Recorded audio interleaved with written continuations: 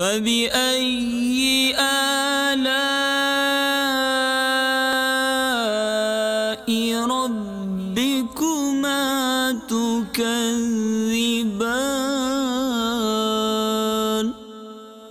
ترجمہ کنز ایمان، تو اپنے رب کی کون سی نعمت جھٹلاؤ گے؟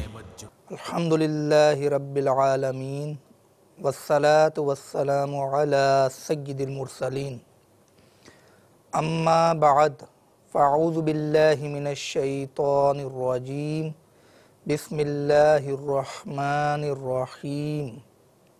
الصلاة والسلام علیک یا رسول اللہ وعلی آلک واصحابک یا حبیب اللہ۔ الصلاة والسلام علیک یا نبی اللہ وعلی آلک واصحابک یا نور اللہ۔ میٹھے میٹھے اسلامی بھائیوں اور مدنی چینل کے ناظرین، سعادت الدارین میں ہے کہ حضرت سید محمود کردی علیہ رحمت اللہ القوی ارشاد فرماتے ہیں کہ میری والدہ ماجدہ نے مجھے بتایا کہ میرے والد ماجد یعنی حضرت سید محمود کردی علیہ رحمت اللہ القوی کے نانا جان، جن کا نام محمد تھا، انہوں نے مجھے وصیت کی تھی کہ جب میرا انتقال ہو جائے اور مجھے غسل دے دیا جائے تو چھت سے میرے کفن پر ایک سبز رنگ کا رقعہ گرے گا جس میں لکھا ہوگا ہذہ براۃ محمد العالم بعلمہ من النار، یعنی محمد جو عالم ہے اس کو اس کے علم کے سبب جہنم سے چھٹکارا مل گیا، اس رقعے کو میرے کفن میں رکھ دینا۔ چنانچہ غسل کے بعد رقعہ گرا، جب لوگوں نے رقعہ پڑھ لیا تو میں نے ان کے سینے پہ رکھ دیا۔ اس رقعے میں ایک خاص بات یہ تھی کہ جس طرح اسے صفحہ کے اوپر سے پڑھا جاتا تھا اسی طرح صفحے کے پیچھے سے بھی پڑھا جاتا تھا۔ حضرت سید محمود کردی علیہ رحمت اللہ القوی فرماتے ہیں کہ میں نے اپنی امی جان سے پوچھا کہ نانا حضور کا عمل کیا تھا، تو امی حضور نے فرمایا کان اکثر عملہ دوام الذکر مع کثرت الصلاۃ علی النبی، یعنی ان کا عمل یہ تھا کہ ہمیشہ ذکر اللہ کرنے کے ساتھ ساتھ درود پاک کی کثرت بھی کیا کرتے تھے۔ صلو علی الحبیب صلی اللہ تعالی علی محمد۔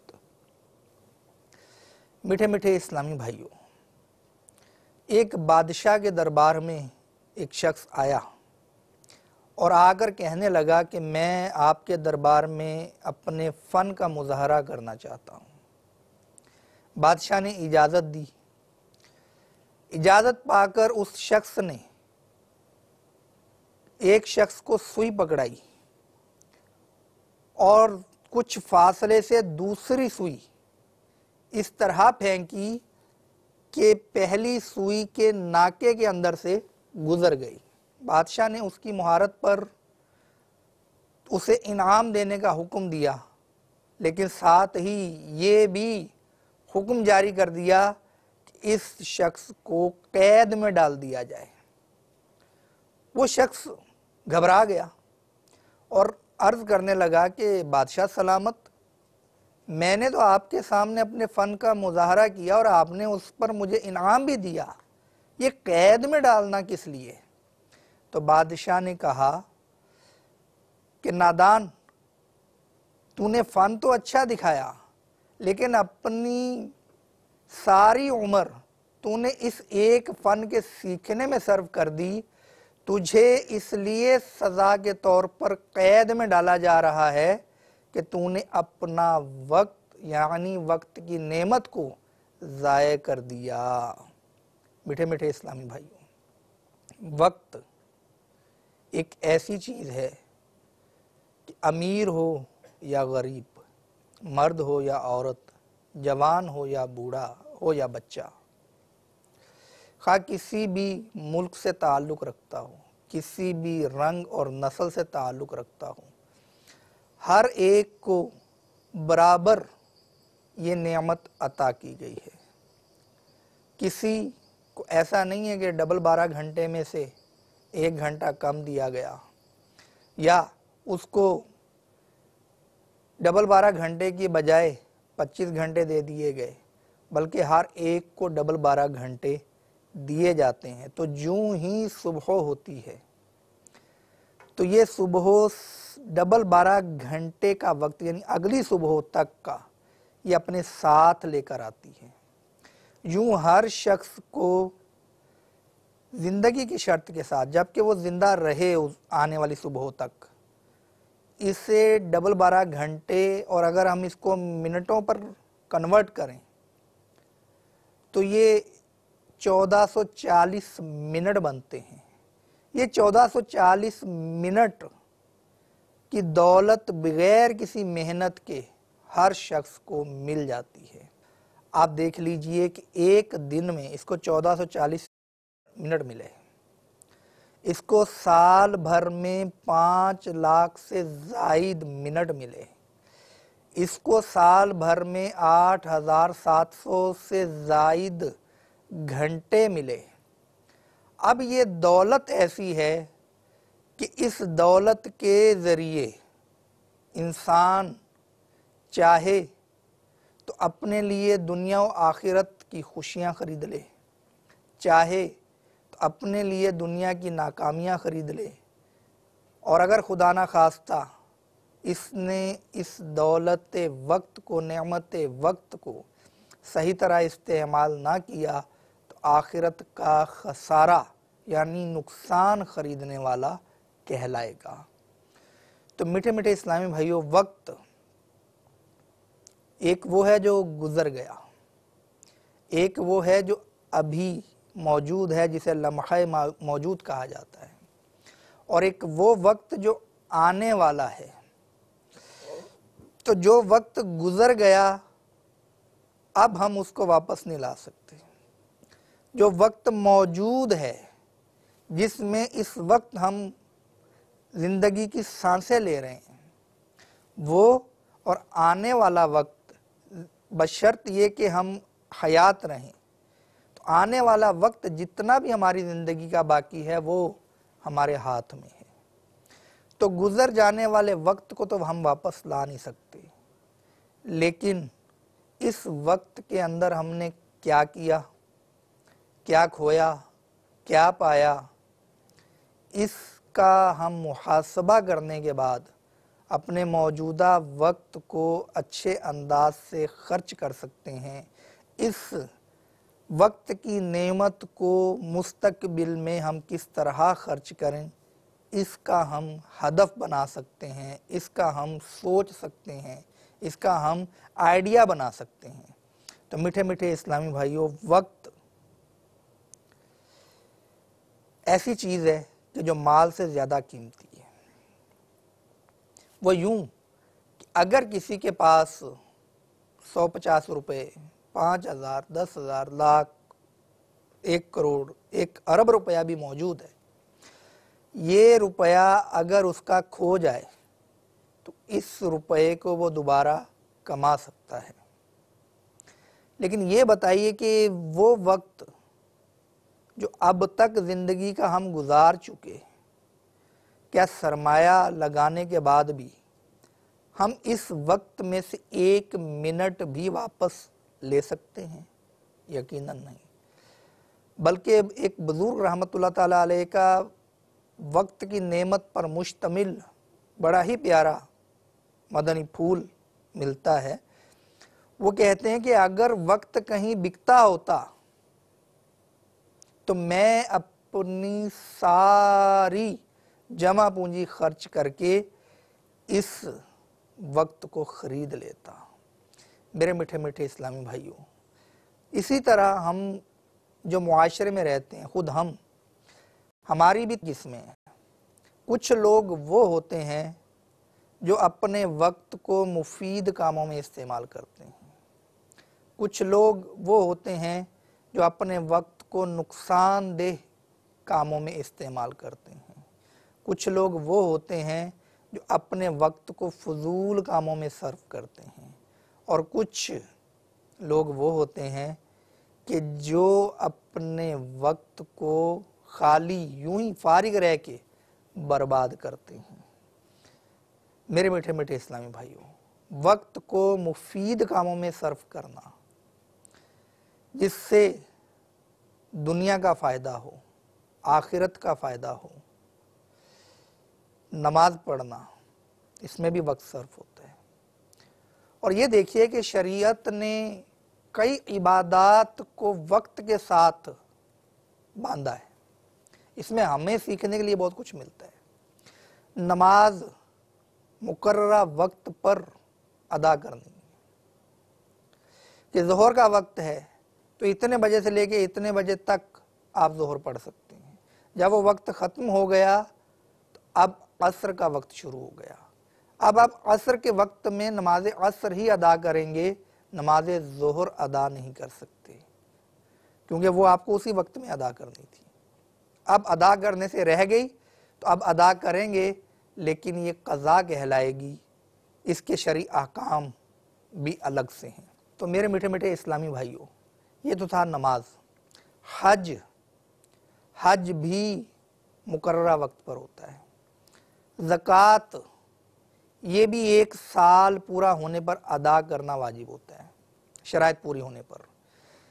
اسی طرح سے رمضان کے روزے یہ بھی وقت کے ساتھ بندھے ہوئے ہیں، کہ رمضان کے روزے فرض ہیں، جو ہی رمضان کی تشریف آوری ہوگی تو ہر عاقل بالغ مسلمان اس پر روزے رکھنا فرض ہو جائے گا۔ تو یہ وقت تو دن بھر میں جب ہم 5 وقت نماز پڑھیں گے، کہ فجر، پھر ظہر، پھر عصر، پھر مغرب، پھر عشاء، تو ان نمازوں کے اوقات کی پابندی ہمیں اپنے دیگر کاموں میں وقت کی پابندی کا درس دیتی ہے۔ تو ہمیں چاہیے کہ اپنے وقت کی قدر پہچانیں۔ سچی بات ہے کہ ہم اپنے وقت کی نعمت کی قدر اگر صحیح معنوں میں کرنے میں کامیاب ہو جائیں تو ہماری جو زندگی کا حاصل ہے، ہماری جو زندگی کی کمائی ہے، میں دنیاوی کمائی کی بات نہیں کر رہا، میں اس کمائی کی بات کر رہا ہوں کہ جس سے اخروی نعمتیں حاصل کی جا سکیں گی، میں نیکیوں کی کمائی کی بات کر رہا ہوں۔ دنیاوی کمائی کے لیے تو لوگ وقت نکال ہی لیتے ہیں، 18 گھنٹے کام کرتے ہیں، جی نہیں بھرتا۔ تو ہمیں اپنے وقت کا احساس کرنا چاہیے۔ تو یہ مال وقت سے کہیں کم قیمتی ہے، لیکن یہ مال اگر کھو جائے تو ہمیں افسوس ہوتا ہے، کوئی لوٹ کر لے جائے تو اور زیادہ افسوس ہوگا۔ لیکن کبھی غور کریں کہ وقت جو مال سے کہیں زیادہ قیمتی ہے، کوئی شخص ہمارا وقت لوٹ کر لے جاتا ہے، وقت بھی لوٹا جاتا ہے، کہ جو شخص آپ کے ساتھ بیٹھا اور طرح طرح کی فضول گوئیوں میں اور معاذ اللہ گناہوں بھری باتوں میں، غیبت میں، تہمتوں میں، چغلیوں میں، بدگمانیوں میں، عیب کو کھولنے میں یہ اپنا وقت استعمال کرتا رہا اور آپ کو بھی اسی میں مشغول کیے رکھا، آپ بھی اسی کے پیچھے لگ گئے، تو اب آپ بتائیے کہ یہ شخص آپ کا وقت لوٹ کر لے گیا، تو ایسے شخص کو ہم معاشرے میں معاذ اللہ اپنا جگری یار قرار دیتے ہیں۔ تو جو مال لوٹ کر لے جائے وہ دوبارہ کبھی ہمیں دکھائی دے جائے تو ہم فوراً کہتے ہیں کہ اس شخص نے میرا مال لوٹا تھا۔ تو جو شخص ہمارا وقت لوٹ کر لے جائے اس کو ہم اپنا جگری یار کہیں، اس سے اگلے ہی دن ملاقات نہ ہو تو ہم پھر اس کو فون کریں کہ کہاں ہو یار، آج ملنے بھی نہیں آئے۔ تو ہمیں اپنے وقت کا احساس اگر ہم نہیں بھی کریں گے تو بھی وقت گزر جائے گا، اگر ہم کریں گے تو بھی وقت نے گزرنا ہے، وقت رکتا نہیں ہے۔ وقت کی مثال ایک برف کی مثل ہے۔ تو برف کو اگر ہم किसी पानी को ठंडा करने में इस्तेमाल कर लें तब भी इसने ख़त्म होना है, और बर्फ़ रखी रह जाए, किसी काम में इस्तेमाल ना हो, ना इससे शरबत बने, ना इससे पानी ठंडा हो, ना ये किसी किस्म के फालूदे वगैरह में इस्तेमाल हो, तो ये बर्फ़ ने पिघल ही जाना है, तो वक्त ने तो गुज़र ही जाना है। लेकिन बात ये है कि अगर हम वक्त को ज़ाया करेंगे तो वक्त हमें ज़ाया कर देगा। तो ज़िंदगी के मुख्तलिफ़ अदवार होते हैं, बचपन है, जवानी है, उढ़ेर उम्री है, फिर बुढ़ापा है। तो जो शख्स अपनी ज़िंदगी में कुछ हासिल करना चाहता है, उसके लिए बनने के लिए कि वो क्या बनना चाहता है, बचपन और जवानी का अरसा मिलाकर उसको दिया जाता है। इसी में उसने अपनी राहें मुतय्यन करनी होती हैं, इसी में उसने फ़ैसला करना होता है कि मैंने किस शोबे में जाना है, इसी में उसने फ़ैसला करना होता है कि मैंने क्या क्या सीखना है।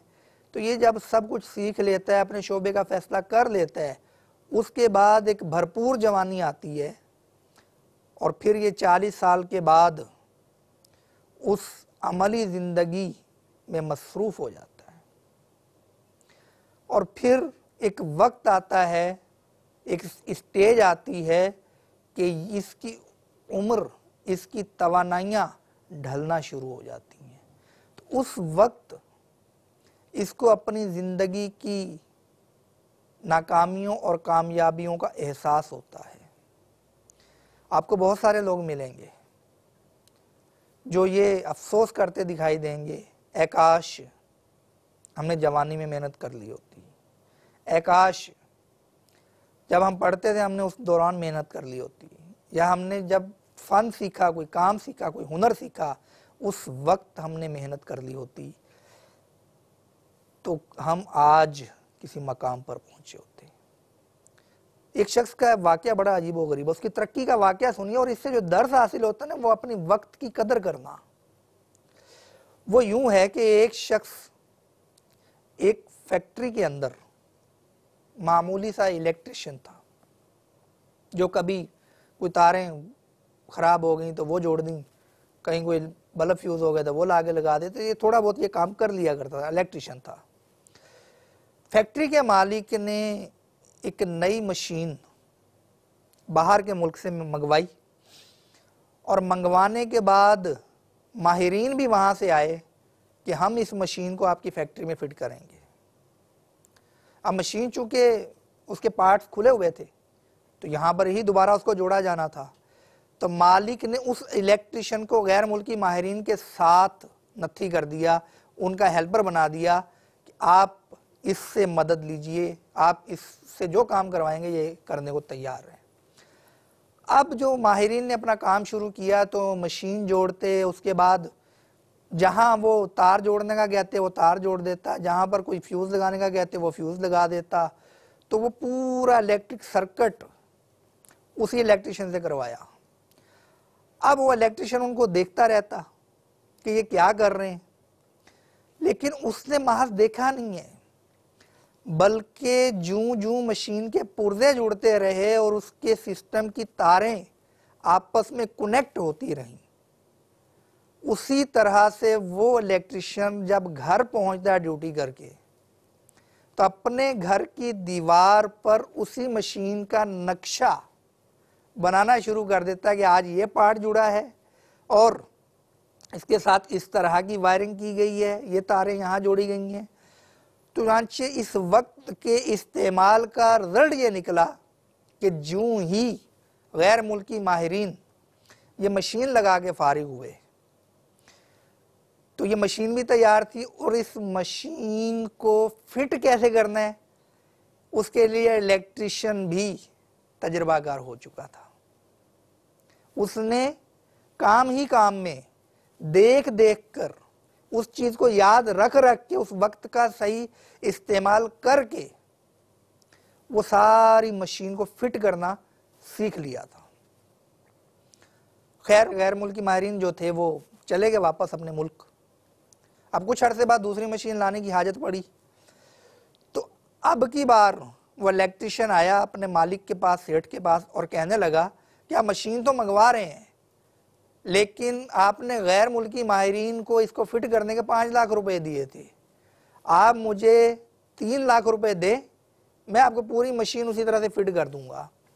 अब सेठ हैरानी से अपने इलेक्ट्रिशियन की तरफ देख रहा है कि ये यहाँ का मामूली सा इलेक्ट्रिशियन है, ये कैसे जोड़ पाएगा, कहीं मशीन ज़ाया ना हो जाए।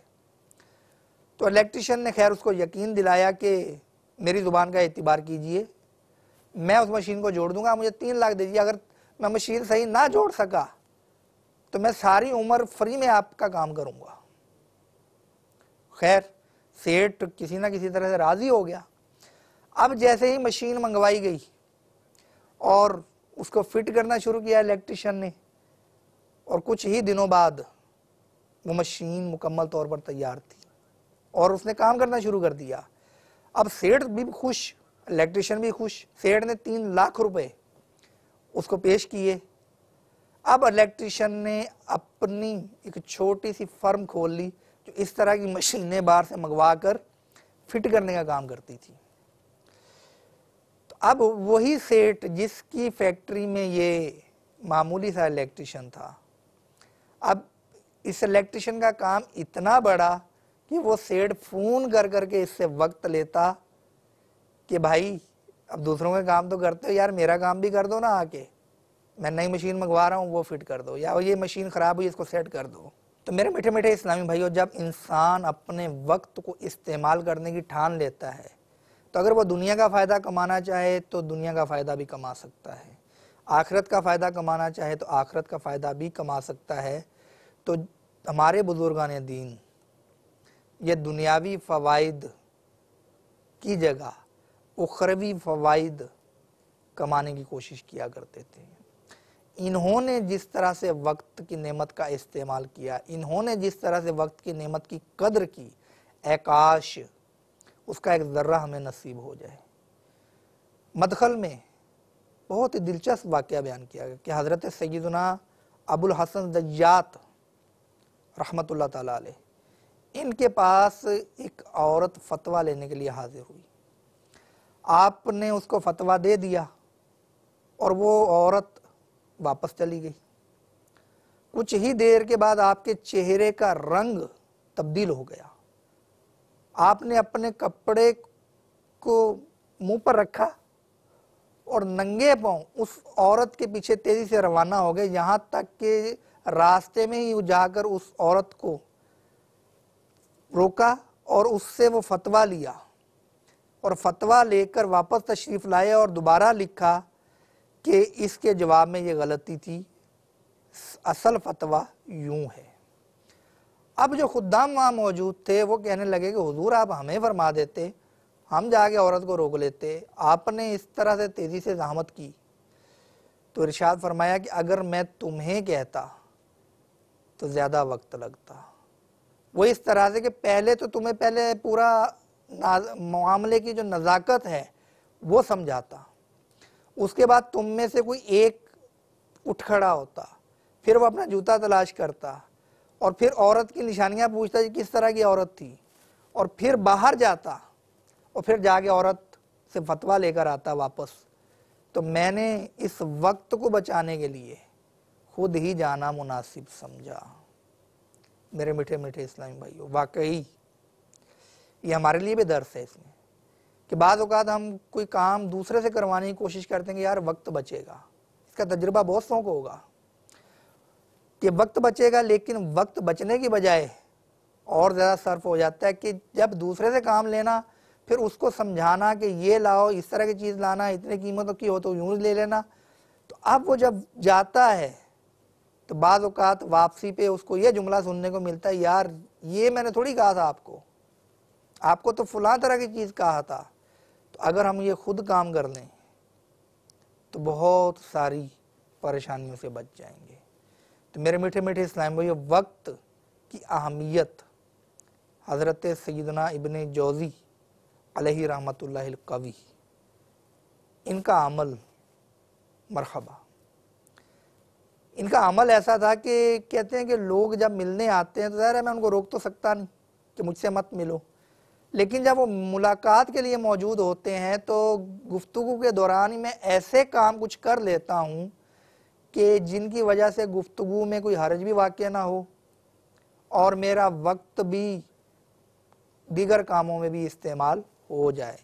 مثلاً قلم کو قط لگانا، تو یہ قلم جس سے لکھا جاتا تھا، آج کل تو وہ آرٹیفیشل قلم آ گیا نا، تو سیاہی میں لگا کر اس کو لکھا جاتا تھا۔ تو اب یہ لکھنے کے لیے قلم کو قط لگانا پڑتا ہے، اس کو چھیلنا پڑتا ہے، تو کہتے ہیں وہ میں چھیل لیتا ہوں پھر اس کو قط لگا لیتا ہوں۔ اس طرح کے اور کام، کچھ صفحے سنبھالنے وہ سنبھال لیتا ہوں۔ تو یہ کام آپ کر لیا کرتے تھے، تو ہم بھی بعض اوقات فارغ بیٹھے ہوتے ہیں، دکان پہ بیٹھے ہیں، گاہک کا انتظار ہے، اس ٹائم کوئی کام بھی نہیں ہے، تو اس وقت کو استعمال میں لائیے۔ آپ درود پاک پڑھنا شروع کر دیں، انشاءاللہ عز وجل وہ جو گھڑیاں گزریں گی وہ درود پاک کی فضیلت حاصل کرتے ہوئے گزریں گی۔ تو میرے میٹھے میٹھے اسلامی بھائیوں، وقت کی نعمت کی قدر کیجئے۔ ہمارے بزرگان دین، ان کا جذبہ دیکھیے۔ حضرت سیدنا امام ابن ابی حاتم رازی علیہ رحمت اللہ القوی کے صاحبزادے حضرت سیدنا عبد الرحمن علیہ رحمت الرحمن یہ فرماتے ہیں کبھی ایسا بھی ہوتا کہ والد محترم کھانا کھا رہے ہوتے، چل رہے ہوتے یا کسی اور کام میں مصروف ہوتے، اس دوران بھی میں ان سے سبق پڑھتا رہتا۔ صدر الشریعہ بدر الطریقہ حضرت مولانا محمد امجد علی اعظمی علیہ رحمت اللہ القوی، آپ نماز عصر کے بعد ایک باغ میں تشریف لے جایا کرتے تھے چہل قدمی کے لیے۔ تو محدث اعظم پاکستان حضرت مولانا سردار احمد رحمت اللہ تعالیٰ علیہ یہ بھی آپ کے ہمراہ ہوتے تھے۔ تو دوران چہل قدمی بھی مسائل کے پوچھنے اور بتانے کا سلسلہ جاری رہا کرتا تھا۔ تو وقت کے قدردان اپنے لمحات ضائع نہیں کرتے، کیونکہ اگر ہم اپنے سیکنڈز بچائیں گے تو ہمارے منٹ بچیں گے، ہم اپنے منٹ بچائیں گے تو ہمارے گھنٹے بچیں گے، اپنے گھنٹے بچائیں گے تو ہمارے دن بچیں گے، اپنے دن بچائیں گے تو ہفتے بچیں گے، ہفتے بچائیں گے تو سال کا سال ہمارا بچے گا۔ اس میں ہم پھر غیر مفید کام نہیں کریں گے، ہم مفید کام کریں گے کہ جو دنیا اور آخرت دونوں کے لیے مفید ہو۔ نبی پاک صاحب الاولاق صلی اللہ تعالی علیہ وآلہ وسلم نے ارشاد فرمایا کہ دو نعمتیں جن میں لوگ بہت گھاٹے میں ہیں، وہ تندرستی اور فراغت ہے۔ تو ہم اپنی فراغت سے فائدہ اٹھائیں، اس فراغت کو مفید کاموں میں استعمال کریں، کیونکہ اگر ہم نے وقت کو استعمال نہ کیا، ہم نے وقت کو ضائع کر دیا تو یہ وقت ہمیں ضائع کر دے گا، ہم نے اس کو نہیں کاٹا تو یہ ہمیں کاٹ ڈالے گا۔ اپنے وقت کی قدر کیجئے، اللہ تبارک و تعالی ہمیں اس نعمت کی قدر کرنے کی توفیق عطا فرمائے، آمین بجاہ النبی الامین صلی اللہ تعالی علی محمد۔ فبأي آلاء ربكما تكذبان۔